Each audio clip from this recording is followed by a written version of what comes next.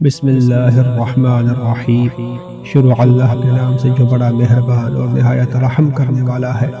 روایت میں ملتا ہے کہ ایک مرتبہ غریبوں نے ایک شخص کو اپنا قاصد بنا کر رسول اکرم صلی اللہ علیہ وآلہ وسلم کی خدمت میں بھیجا اور اس نے کہا، یا رسول اللہ، میں غرباء کا قاصد بن کر آیا ہوں۔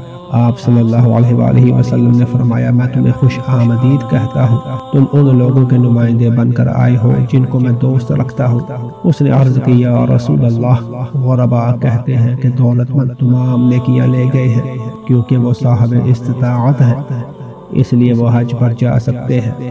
ہم استطاعت نہیں رکھتے، لہذا ہم حج کا ثواب حاصل نہیں کر سکتے۔ ان کے پاس دولت ہے، وہ اللہ کی راہ میں خرچ کر کے اپنے لیے آخرت کا سامان کر سکتے ہیں، جبکہ ہمارے پاس کچھ بھی نہیں ہے، لہذا ہم زاد آخرت سے محروم ہیں۔ آپ صلی اللہ علیہ وآلہ وسلم نے فرمایا، غرباء کو جا کر میرا یہ پیغام سناؤ کہ جو غریب صبر سے اپنی زندگی بسر کرے تو اللہ تعالیٰ اسے 3 ایسی خصوصیات عطا فرمائے گا جو دولت مندوں کو نصیب نہ ہوگی۔ پہلی خصوصیت، اللہ تعالیٰ نے جنت میں بلندی پر ایسے مکان تیار کیے ہیں جنہیں اہل جنت ایسے دیکھیں گے جیسے زمین والے ستاروں کو دیکھتے ہیں۔ جنت کے ان بلند و بالا مکانوں میں یا تو غریب نبی یا غریب شہید یا غریب مومن داخل ہوں گے۔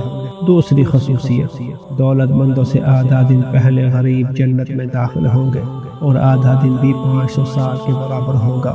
تیسری خصوصیت، جب کوئی دولت مند سبحان اللہ والحمدللہ ولا الہ الا اللہ واللہ اکبر کہے اور غریب بھی یہی تسبیح پڑھے تو دولت مند کو غریب جتنا ثواب اس وقت تک نہیں ملے گا جب تک وہ ہر تسبیح کے ساتھ 10,000 درہم خرچ نہ کرے۔ اسی طرح باقی اعمال پر بھی اللہ تعالی غرباء کو زیادہ اجر عطا فرمائے گا۔